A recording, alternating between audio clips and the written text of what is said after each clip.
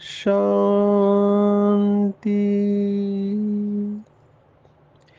आज 22 मई 2023 भारत में सोमवार है।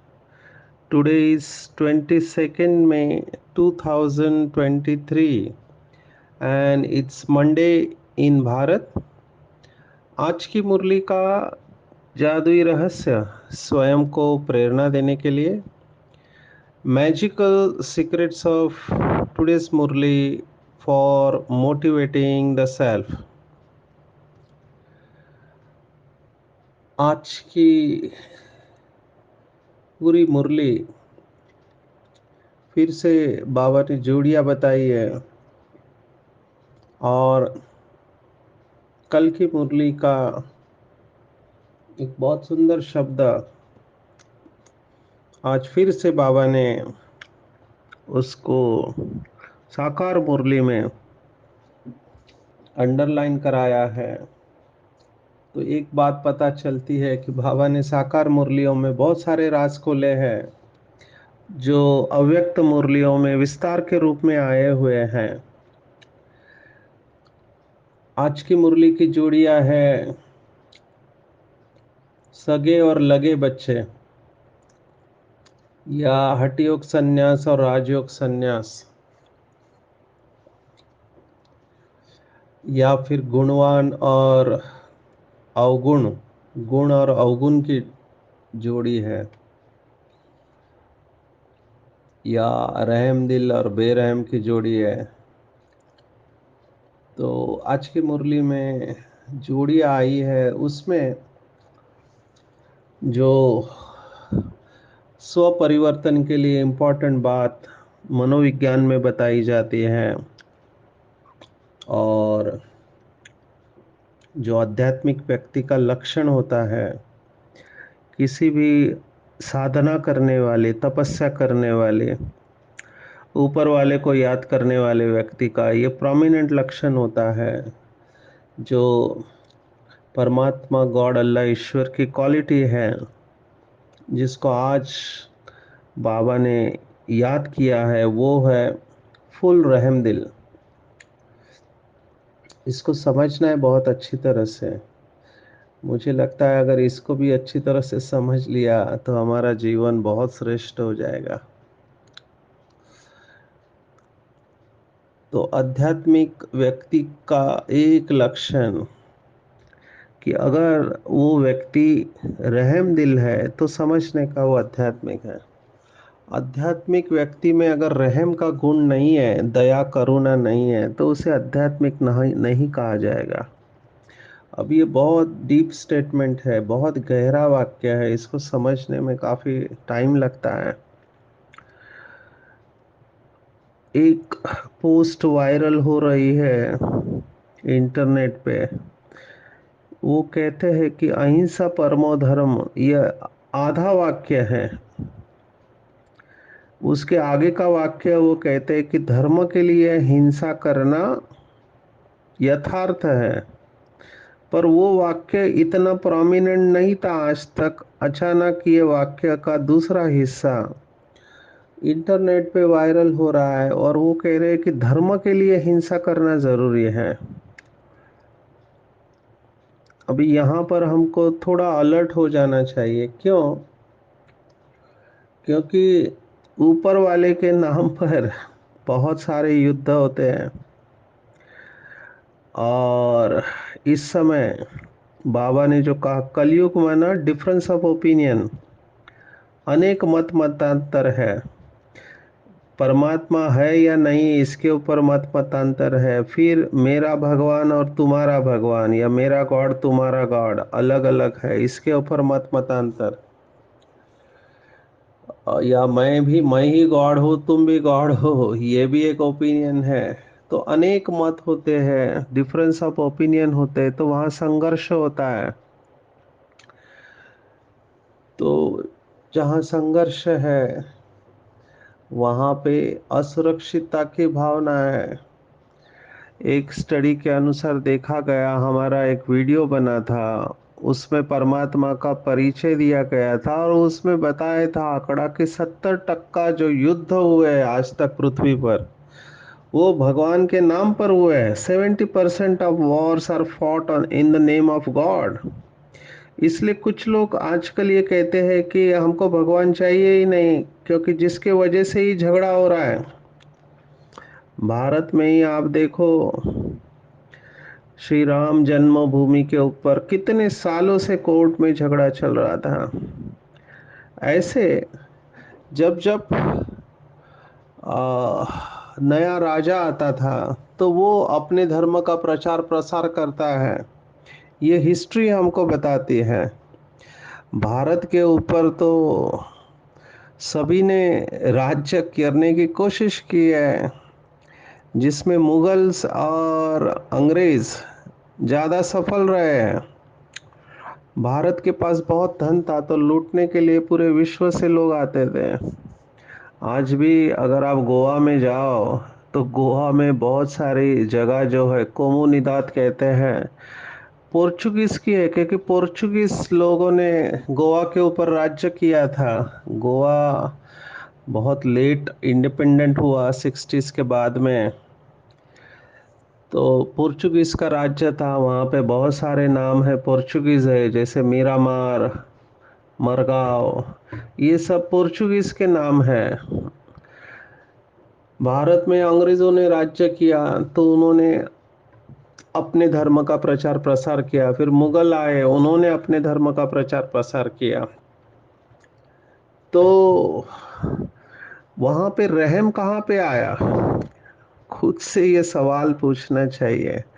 आज दुनिया वैल्यूज को स्वीकार करती है। हम भी जो विहासा मॉड्यूल लेते हैं, तो विहासा ये यूनिवर्सल एक्सेप्टेंस क्यों है? क्योंकि उसमें वैल्यूज है। आप किसी भी धर्म के हो, लेकिन आपको शांति की जरूरत है। आप किसी भी धर्म के हो, आपको प्यार की जरूरत है। तो लोग आजकल वैल्यूज को एक्सेप्ट कर रहे हैं, क्योंकि बॉटम लाइन वैल्यूज ही है। और बाबा ने भी हमको यही कहा है कि आत्मा के जो 7 गुण हैं, वो गुण ही हमको चाहिए रहते हैं। अगर आप गहराई में जाओ किसी भी बात को, किसी को मर्डर करना है, मर्डर किया, उसको पूछा क्यों किया, तो बोला पैसा चाहिए था। बोला पैसा क्यों चाहिए था? तो बोला पैसा इसलिए चाहिए था ताकि बहुत सारा मैं प्रॉपर्टी खरीद लूँ, बंगला खरीद लूँ। बोला वो क्यों चाहिए था? तो बोला मेरे को सुख शांति चाहिए थी।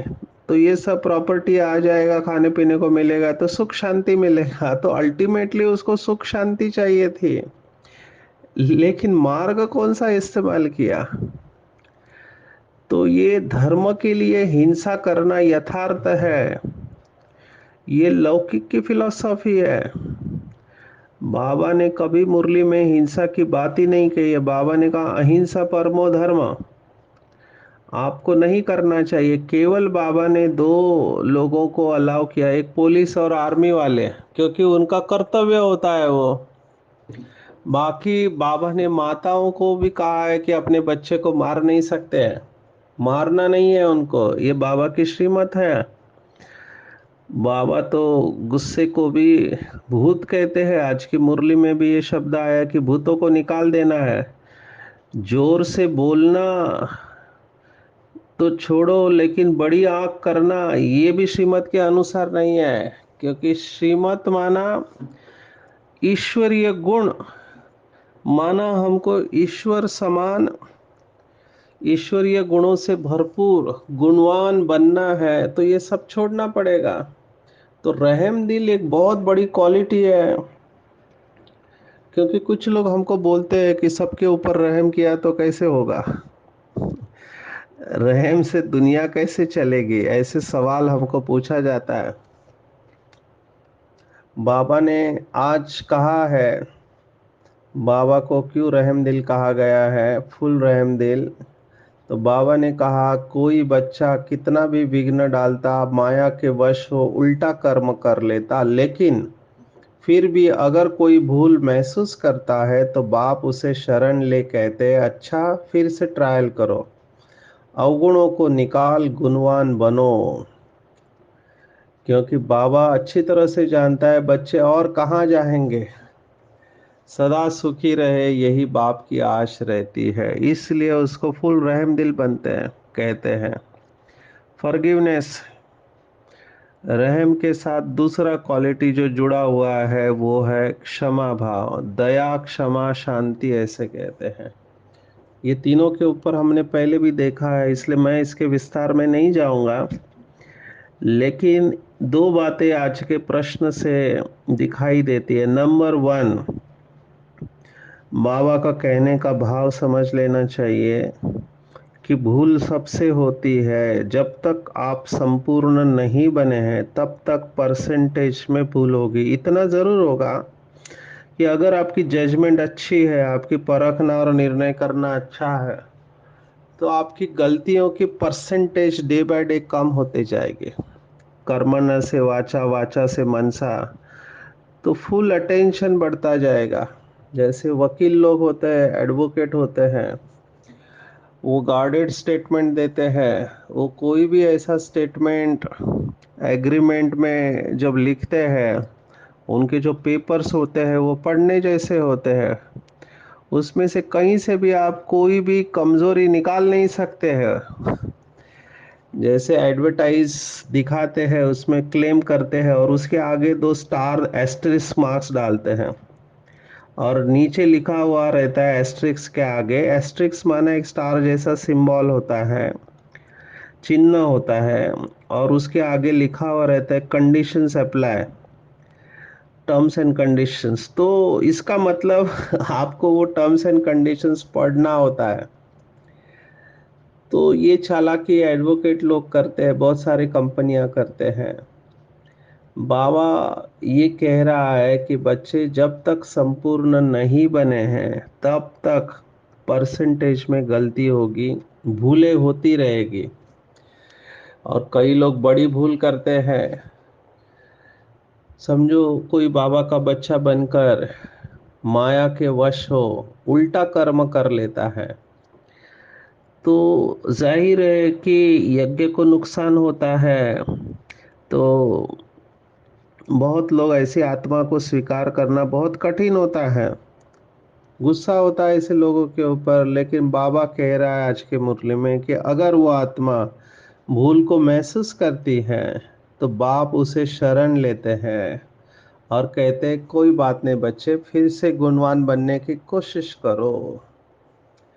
मुझे याद आ रहा है बाबा का डिसीजन। एक बहुत बड़े केस में बाबा के पास गए कि बाबा इन आत्माओं ने यज्ञ को बहुत परेशान किया है, हमारे पास प्रूफ है, हम एक्शन ले क्या?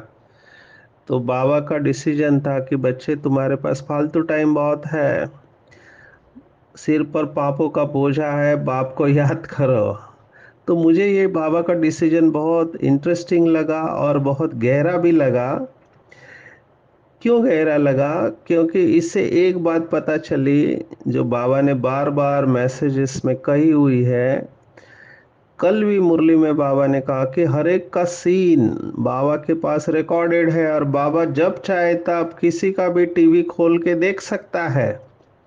इसका मतलब कि कोई धर्मराज से बच नहीं सकता है, यहाँ पर कितना भी बचे वो, लेकिन धर्मराज से बच नहीं सकता। क्यों? क्योंकि उसकी रिकॉर्डिंग हो चुकी रहती है आत्मा के अंदर, और बाबा जब चाहे तब वो रिकॉर्डिंग देख सकता है।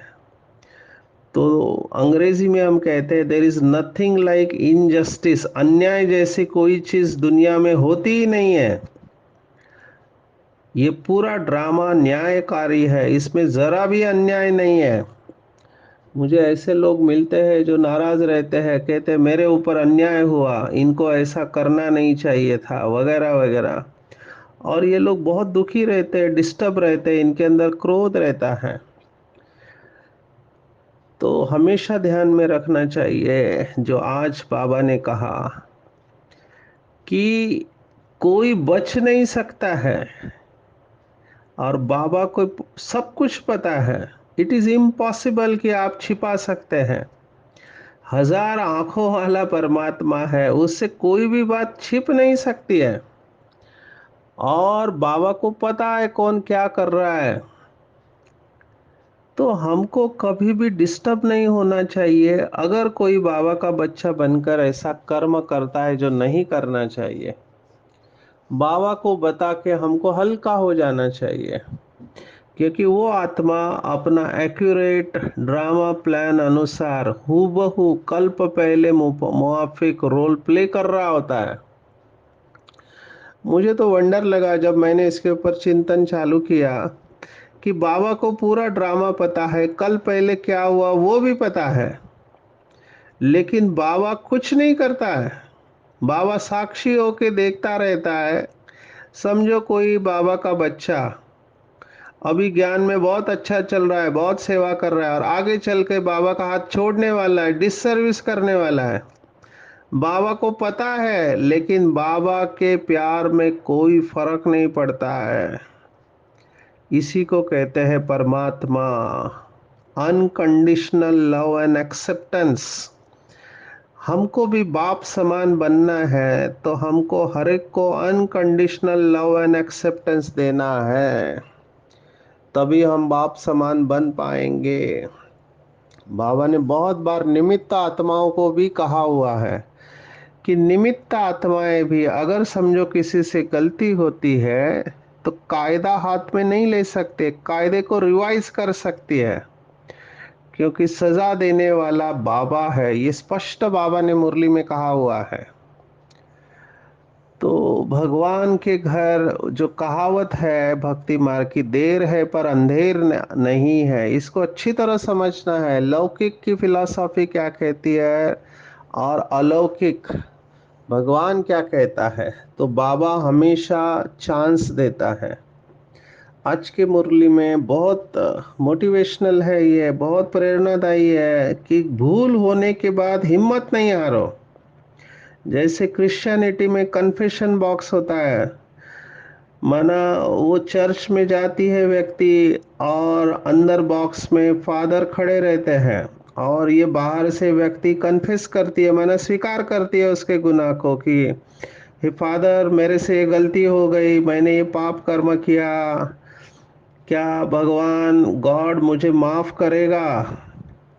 तब फादर परमात्मा का रोल लेके मना निमित्त बन के उसको दिलासा दिलाता है, कोई बात नहीं, तुमने भगवान के आगे कबूल किया है तो भगवान तुम्हें माफ कर देगा, अगली बार से अटेंशन रखना। बाबा यही बात कह रहा है कि बच्चे कोई बात नहीं, हो गया ना। यहाँ पे ज्ञान की गहराई हमको समझना चाहिए कि समझो किसी से कोई गलती हो गई, किसी ने, अभी मैं हॉस्पिटल में सेवाएं देता था, तो हॉस्पिटल है या कंपनी है या घर है, किसी ने कुछ ऐसा काम किया कंपनी में, हॉस्पिटल में, घर में, स्कूल में, कॉलेज में, कहीं पर भी, जॉब पर, जो नहीं करना चाहिए। अगर आप उस समय नॉलेजफुल स्थिति में है तो दो तीन थॉट इमीडिएटली माइंड में आना चाहिए। नंबर वन, नथिंग न्यू, जो बीत गया वो ड्रामा। अभी ये हो गई ना बात, अंग्रेजी में कहते हैं don't cry over the spilled milk. हो गया, बीत गया ड्रामा, फुल स्टॉप, अगली बार से attention, it should not happen again.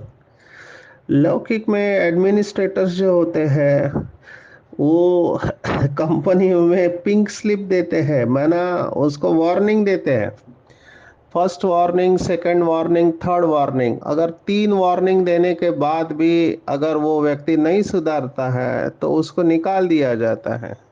जैसे मैं बहुत आर्मी के साथ सेशन लिया, पुलिस वालों के साथ सेशन लिया, तो कई पुलिस वाले हैं, आर्मी वाले हैं जिनको नशा वो कंट्रोल नहीं कर पाते हैं, दारू के वजह से अपना बैलेंस खो देते हैं, एब्सेंटिज्म बढ़ता है, झगड़ा बढ़ता है, गलतियां होती है।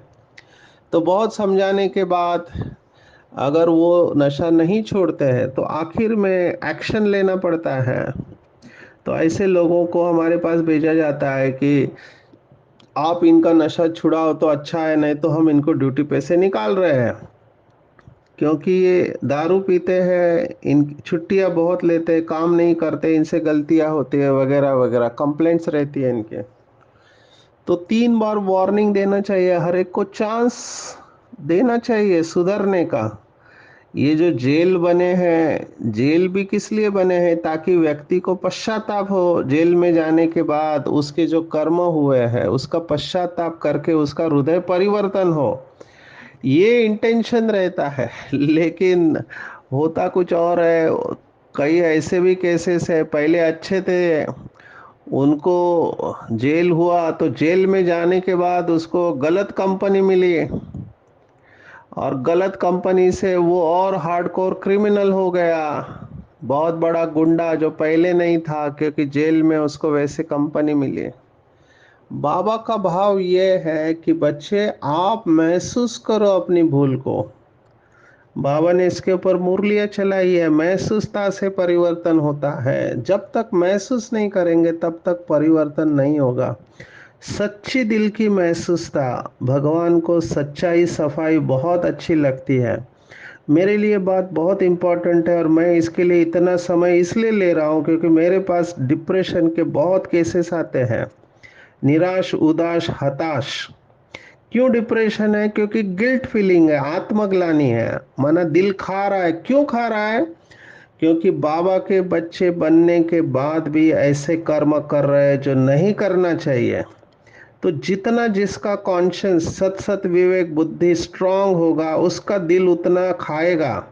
फॉर एग्जाम्पल अमृत वेला बाबा की पहली श्रीमत है। तो कुछ बच्चे किसी भी कारणवश, नींद के ऊपर कंट्रोल नहीं है, अमृत वेला होता नहीं है, तो उनका दिल खाता है। एक एग्जाम्पल। दूसरा,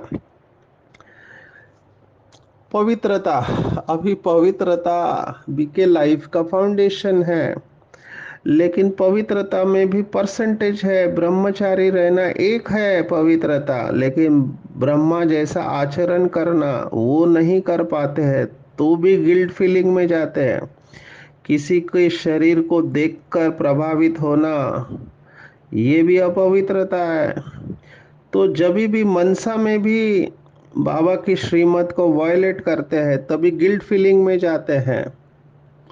जैसे मैंने देखा है कि डायबिटीज वाले, या जिसको वजन कम करना है, वो 7-10 दिन तक अच्छा कंट्रोल कर लेता है, फिर कोई शादी आती है, कोई फंक्शन आता है, या बाबा के घर पे ब्रह्मा भोजन होता है, गुलाब जामुन बना, जिलेबी बना, तो खा लेते हैं, क्योंकि उस समय टेम्पटेशन होता है, खा लेते हैं, और फिर गिल्ट फीलिंग में जाते हैं, अरे मैंने इतना दिन कंट्रोल किया, आज कैसे खा लिया मैंने। क्योंकि एक गुलाब जामुन माना 350 कैलोरी, माना नियरली आपका एक वक्त का मील हो गया एक गुलाब जामुन में। और शुगर बढ़ गया, वो अलग डायबिटीज वालों के लिए। तो गिल्ट फीलिंग में जाते हैं। ऐसे बहुत सारे कर्म कुछ बाबा के बच्चों से होते हैं, तो उनका दिल खाता है। और बाबा ने हमेशा कहा है ऐसे कोई कर्म नहीं करना है जिससे दिल खाए। बाबा कितना हमको, कितना राहत देता है मुरली के द्वारा। अभी मैं नशा मुक्ति का ट्रेनिंग कर रहा था, तो उसमें एक बात सुनाई कि बाबा हमेशा कहता है कि बच्चे, मनसा में तूफान आएंगे लेकिन कर्मना में मत आने देना। मनसा में आएंगे विचार, निगेटिव व्यर्थ विचार, कर्मना में उसको लाने मत देना, क्योंकि कर्मना में लाया माना कड़ा संस्कार बन गया, पक्का रिकॉर्डिंग हो गया वो, फिर वो ऑटोमेटिक काम करता रहेगा। आज मुरली में बाबा ने कहा भूल होते रहती है, भूल हो गई, बाबा से माफी मांगो, उसके ऊपर ज्यादा चिंतन मत चलाओ, अटेंशन रखो कि वो भूल फिर से नहीं हो, ट्रायल करो। और बाबा की ये आश है कि ऐसे बच्चे ठीक हो सकते हैं। और ऐसे मेरे पास उदाहरण भी है। कुमार थे, घर का प्रेशर, अपने संस्कारों का प्रेशर, बहुत अच्छी सेवा करने वाले, अचानक माया आई, शादी कर लिया, बच्चे हो गए। अभी 2-3 साल तो ठीक रहा, अभी फिर से बाबा की याद आई, बाबा के पास आए। तो कुछ लोग गुस्सा करते हैं इन लोगों के ऊपर, मैं कहता हूँ उनको एब्ज़ॉर्ब कर लेना चाहिए। क्योंकि उन्होंने जो भी उनका पार्ट था नई आत्मा के साथ हिसाब-किताब होता है, जाना पड़ता है, लेकिन बाबा के बच्चे वापिस आते हैं तो उनको एक्सेप्ट करना चाहिए, ऐसे मुझे लगता है। तो ऐसे बहुत लोगों को एक्सेप्ट किया गया यज्ञ में और बहुत अच्छी सेवाएँ वो कर रहे हैं। मैं एक एग्ज़ाम्पल दिया, तो ये बात हम सबको लागू पड़ती है कि हम सबसे भूल होती है। परसेंटेज में हर एक की भूल अलग होती है। योगी माना परफेक्शन, परफेक्शन आने में टाइम लगता है, भूलें परसेंटेज में कम होने लगेगी और संपूर्ण अवस्था में आप संपूर्ण अभूल बनोगे, स्मृति स्वरूप होगे। तो बाबा को सच-सच बताकर माफ़ी ले लेना चाहिए, सबसे माफ़ी माँगना चाहिए और ऐसे बाबा के बच्चे, जो सगे बच्चे होते हैं, माना सगे का डेफिनेशन बाबा ने दिया है, पूरा सन्यास कर पवित्रता की प्रतिज्ञा करने वाले। ऐसे बाप की मदद का अनुभव करते हैं और जिसको बाबा की मदद मिलती है, उसकी विजय निश्चित है। आज की मुरली में और भी कई सारे टेक होम्स आए हैं। बाबा ने आज बहुत अच्छी बात कही जो मैंने किताब में भी अपने लिखी हुई है कि पत्थर से भेंट क्यों करते हैं नवरत्न। पत्थर या नदी, एक है पृथ्वी तत्व, एक है जल तत्व। उनको लगता है कि ये पृथ्वी के तत्व हमारी प्रॉब्लम दूर करेंगे, ये नवरत्नों की बात है। तो बाबा ने कहा, ब्राह्मण कहते नवरत्न पहनो तो तुम्हारी दशा बदलेगी, पत्थरों की महिमा कर दी है, लेकिन बाबा ने इसका यथार्थ अर्थ बताया कि ये नवरत्न कौन है, तो 8 बाबा के बच्चे और 9 शिव बाबा जो हीरे समान है और हीरा बनाने वाला है, उसको बीच में रखते हैं। नदियों से भी भेंट करते हैं, तो बाबा ने ये भी कहा कि हम ज्ञान नदियाँ है, ना कि स्थूल नदी, और सबसे बड़ी नदी आज ब्रह्मपुत्र, बाबा ने उसको याद किया है। आज मैं इस समय रात को 11 बजे के बाद, 11:30 नहीं 12 बजने को आए और मैं मुरली रहस्य अभी रिकॉर्ड कर रहा हूँ। क्यों? क्योंकि आज मैं भारत के एक सबसे पवित्र तीर्थ क्षेत्र पर जाके आया। इंदौर से नज़दीक है, उज्जैन कहते हैं, जहाँ महाकालेश्वर का मंदिर है। बहुत कुछ सुनाया जा सकता है, मुझे लगता है आपको जहाँ जहाँ जाते हैं उस स्थान का थोड़ा हिस्ट्री बता दे। यहाँ पे क्षिप्रा नदी है। अब ये क्षिप्रा नदी और गंगा नदी में क्या फर्क है, तो कहते हैं गंगा पतित पावनी है लेकिन क्षिप्रा नदी मोक्षदायिनी है। दोनों में फर्क है, गंगा भी पतित हो गई तो वो क्षिप्रा के पास आती है, ऐसी यहाँ पे मान्यता है। और बहुत कुछ कहा जा सकता है महाकालेश्वर के बारे में। कालों का काल महाकाल है, ये इवन संत कालिदास की भी नगरी है। तो वहाँ से हम वाइब्रेशन लेके आए, वहाँ पे सेवा प्लानिंग करके आए, क्योंकि इंदौर जोन का ट्रेनिंग था। इंदौर जोन के अंडर राजस्थान है, मध्य प्रदेश के काफ़ी डिस्ट्रिक्ट है और उड़ीसा के भी डिस्ट्रिक्ट है। तो उज्जैन उनके पास है, तो यहाँ पर थोड़ा था कि ये स्थान के बारे में बहुत कुछ सुना था, तो वहाँ जाके आए।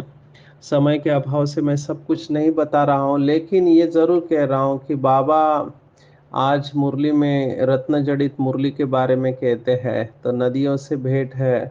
वहाँ पे विचित्र कई सारी बातें होती है। वहाँ पे एक मंदिर है जहाँ पे शराब पिलाई जाती है। अभी ये बहुत ऑड था, मुझे मेरे को लगा, हालांकि हमको लेट हो गया इसलिए हम मंदिर देख नहीं पाए। लेकिन भैरवेश्वर भैरव का मंदिर है ऐसे कहते हैं, जो वहाँ का सेनानी था। तो ऐसी अलग अलग मान्यताएं भारत में है। भारत ऐसा देश है जिसको बाबा कहते हैं कि सोने की चिड़िया था, लेकिन अभी सर्वव्यापी के ज्ञान की वजह से बिल्कुल नीचे आ गया है। तो आज बाबा ने जिस्मानी और रूहानी यात्रा को भी याद किया है और अवगुणों को निकालने के बारे में कहा है।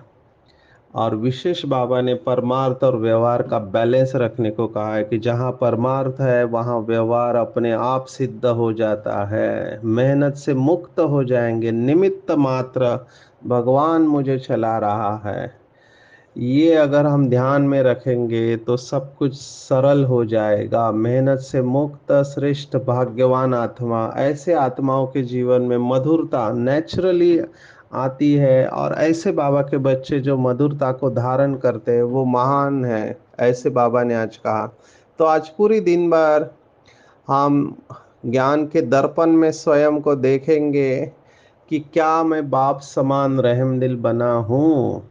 अपने ऊपर रहम करना है कि गलतियां मेरे से बहुत हुई है, माफी मांग लेनी है बाबा से, बाबा को सच्चा सच्चा साठ बताना है, दूसरों को भी सच्ची दिल से माफ करना है, और परफेक्शन की ओर जाना चाहिए। बाप से पूरा वर्षा लेना है तो शतप्रधान संन्यास करना है, पूरा पूरा बाप के ऊपर बलि चढ़ना है, अपने अंदर के भूतों को निकाल देना है, मुरली सुनकर धारण कर औरों को भी करानी है, और निमित्त मात्र समझकर हर कर्म करना है। परमार्थ फर्स्ट, जहाँ परमार्थ है वहाँ हमारे सभी व्यवहार अपने आप सिद्ध हो जाते हैं, और मधुरता के गुण के द्वारा महानता का अनुभव करना है। अच्छा, ओम शांति।